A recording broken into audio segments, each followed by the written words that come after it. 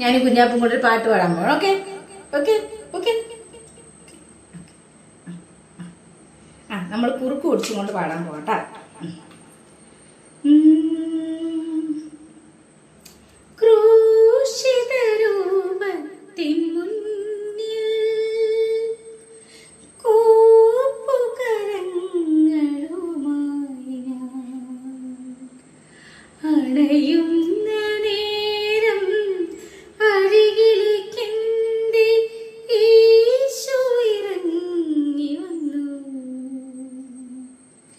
കുരിശിൽ നിന്നീശോ ഇറങ്ങി ക്രൂശിത രൂപത്തിൻ മുന്നിൽ